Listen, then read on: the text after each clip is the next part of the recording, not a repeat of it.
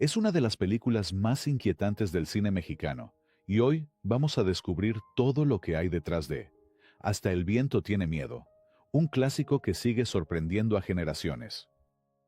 En 1968, el cine mexicano encontró una forma distinta de provocar miedo. No fue a través de efectos espectaculares ni de escenas evidentes, sino mediante el silencio, la tensión y la atmósfera. Así nació Hasta el viento tiene miedo, una película dirigida y escrita por Carlos Enrique Taboada, que con el tiempo se convertiría en una de las obras más inquietantes y recordadas del género en México.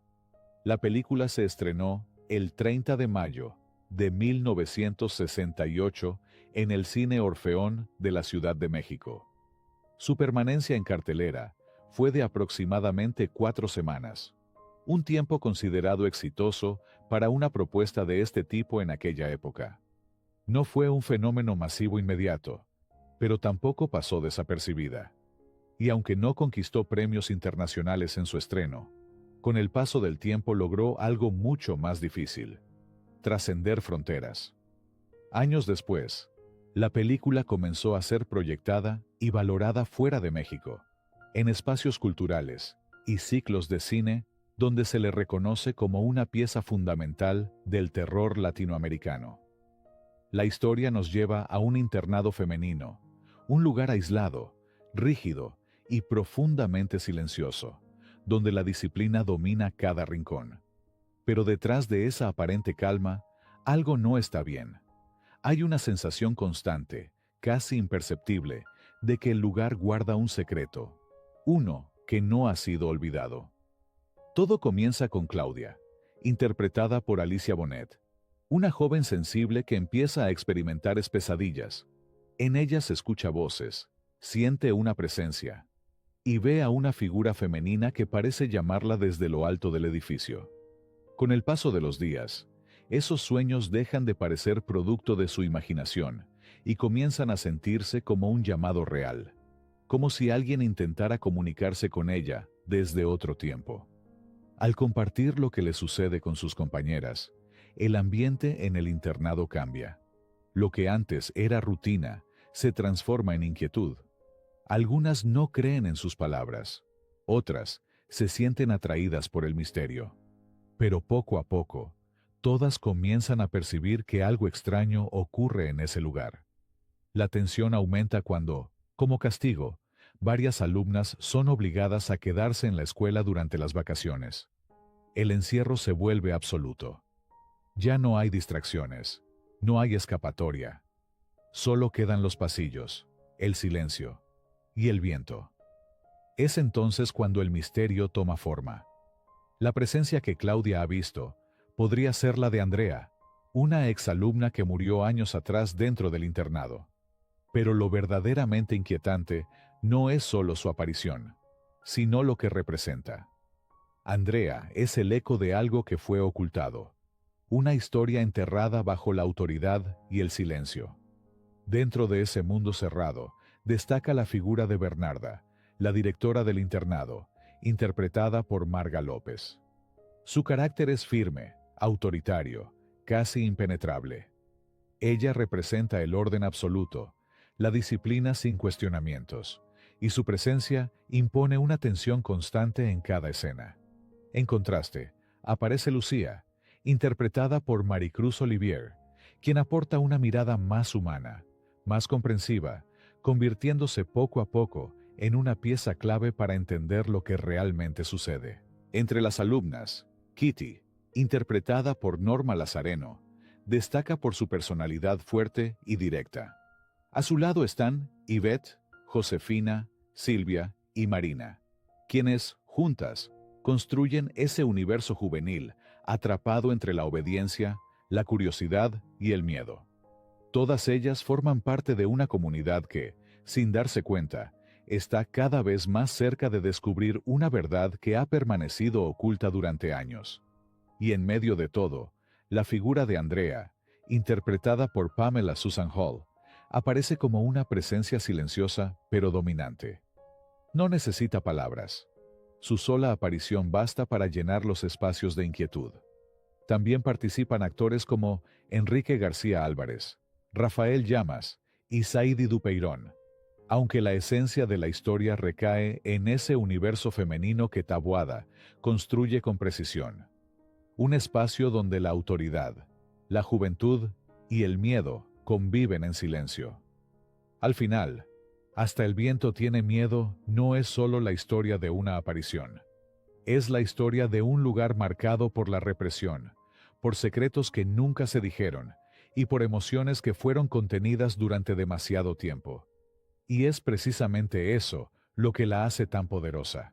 Porque más allá de lo que se ve, lo que realmente permanece es la sensación, esa idea inquietante de que hay lugares donde el pasado nunca se va del todo, y donde el viento parece recordar. Detrás de esa historia que hoy conocemos, hay otra que se desarrolló fuera de cámara, una que ayudó a construir el mito de la película. A finales de los años 60, Carlos Enrique Taboada no era aún el gran referente del terror nacional. Tenía una idea clara, una forma distinta de provocar miedo, pero necesitaba demostrar que podía hacerlo funcionar en pantalla. El guión, concebido inicialmente con otro nombre, llegó al productor Jesús Grobas, quien decidió apostar por el proyecto, dando origen a la película que marcaría un antes y un después en el género. Dentro del set, el ambiente también estuvo cargado de intensidad. Muchas de las actrices eran jóvenes y se enfrentaban a un tipo de historia poco común, más emocional que visual.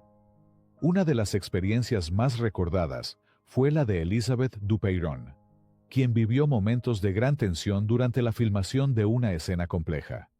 La carga emocional fue tal que necesitó tiempo para poder realizarla, y el propio director intervino para crear un ambiente más íntimo que le permitiera continuar. Se dice también que, en ocasiones, el equipo buscaba provocar reacciones reales en las actrices, generando pequeñas situaciones inesperadas o silencios incómodos. Otra huella imborrable del rodaje fue la participación de Norma Lazareno, cuyo grito quedó registrado como uno de los más icónicos del cine de terror mexicano. Un momento breve, pero suficiente para marcar generaciones. Con el paso del tiempo, la película creció más allá de su estreno. Se convirtió en una obra de culto, reconocida por instituciones como la Cineteca Nacional y la Filmoteca de la UNAM, y recordada por nuevas generaciones que siguen descubriendo su atmósfera única. Años después, incluso la propia Alicia Bonet regresaría en el remake de 2007, interpretando ahora a la madre del personaje que ella misma había encarnado décadas atrás. Un detalle que parece cerrar un ciclo, como si la historia nunca hubiera terminado del todo. Detrás de la atmósfera inquietante de Hasta el viento tiene miedo, hay algo que muchas veces pasa desapercibido. Sus locaciones no fueron creadas en estudio, ni construidas especialmente para la película. Eran lugares reales, espacios que ya existían, y que, sin saberlo, terminarían formando parte de una de las historias más perturbadoras del cine mexicano. Cuando Carlos Enrique Taboada comenzó a rodar la película en 1967, buscaba algo muy específico, un sitio que transmitiera encierro, silencio y una sensación constante de incomodidad. No quería un escenario artificial, sino un lugar que por sí mismo provocara emociones. Y lo encontró en el sur de la Ciudad de México, en Coyoacán. Uno de los espacios clave fueron los viveros de Coyoacán. Ahí se filmaron varios de los exteriores que aparecen en la película. Caminos rodeados de árboles, y donde la naturaleza crea una sensación de aislamiento muy particular. Pero el corazón de la historia está en el edificio, ese internado de muros firmes, pasillos largos y rincones sombríos. Ese lugar también existe.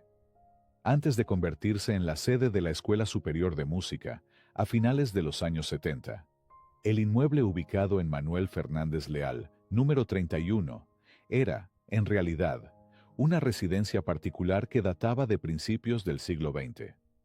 No se trataba de una casa común, sino de un lugar con una historia profundamente ligada al arte, la estética y cierta aura que, con el tiempo, terminaría encajando perfectamente con el cine. Durante años, los vecinos la conocieron como la Casa de Otelo. Su primer propietario la mandó construir inspirándose en la escenografía de la ópera Otelo, lo que explica su apariencia tan particular, casi teatral.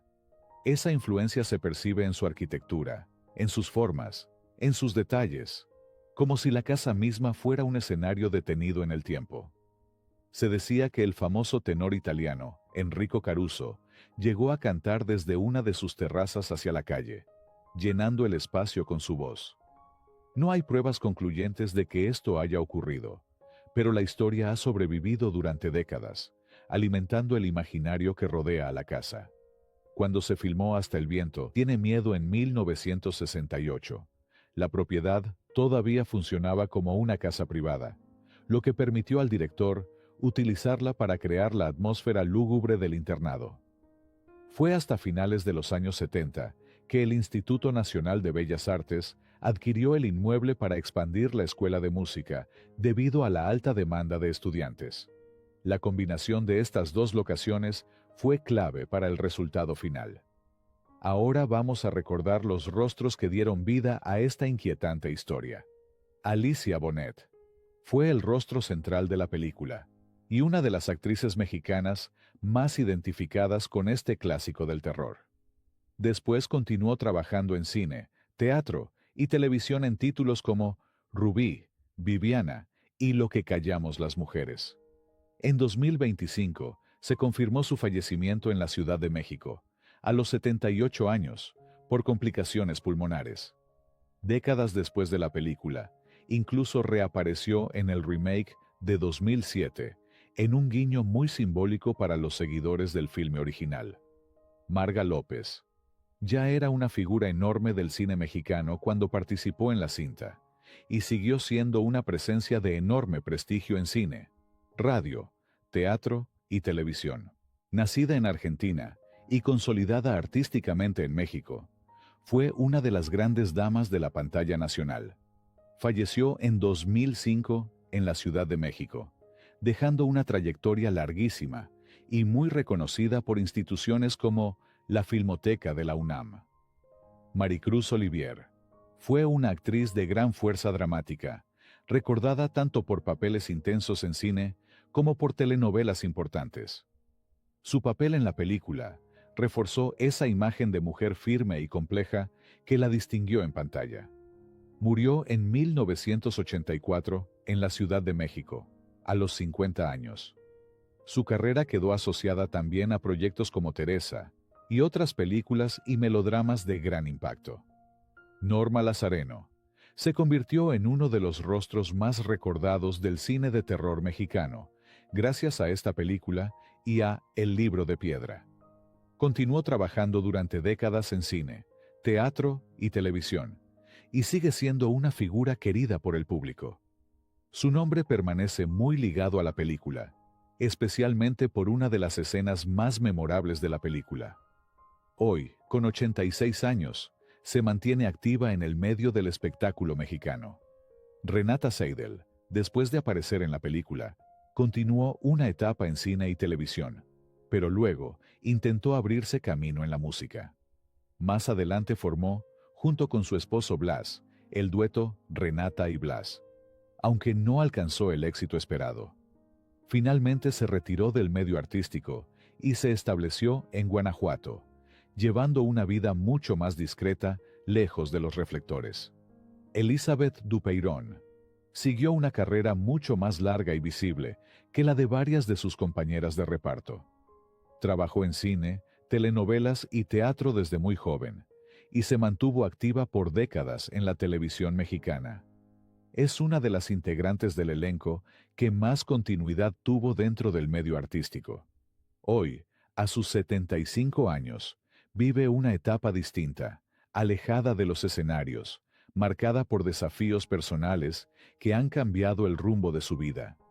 En los últimos años, la actriz ha compartido públicamente que padece la enfermedad de Parkinson, un diagnóstico que ha impactado su salud y su día a día. llevándola a retirarse de la actividad artística que durante décadas definió su carrera. Pero más allá de su estado de salud, hay una causa que ha ocupado gran parte de su vida reciente. Desde 2015, Elizabeth Dupeyron ha mantenido una lucha constante por esclarecer la muerte de su hijo, Ramsés Ali Márquez, quien falleció en circunstancias dolorosas tras ingerir una bebida durante un retiro espiritual en Tepoztlán. Pamela Susan Hall, la actriz que dio vida a la presencia espectral más inquietante del filme, es quizá uno de los mayores misterios del reparto. Enrique García Álvarez fue un actor español exiliado en México, con una carrera respetable en teatro y cine, y trabajó con nombres mayores como Luis Buñuel. Antes y después de Hasta el viento, Tiene miedo ya tenía una trayectoria importante dentro del cine mexicano. Falleció en 1971 en Valencia, tras haber dejado una presencia muy sólida como actor de carácter.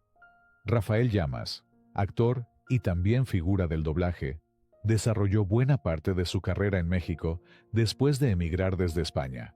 Participó en cine y televisión, y también trabajó con Carlos Enrique Taboada en El libro de piedra. Falleció en la Ciudad de México en 1980. Sadi Dupeyron formó parte de la conocida familia Dupeyron y siguió ligado a la actuación. Aunque su papel en la película no fue de los más extensos, continuó apareciendo en cine y televisión. Hoy, con 80 años, se sabe que tras retirarse de la actuación, se enfocó en el mundo empresarial. Se estableció en Laredo, Texas, y ha estado vinculado a proyectos industriales en Nicaragua. En años recientes, ha hecho apariciones públicas esporádicas, como en la entrega de los Premios Bravo en 2019.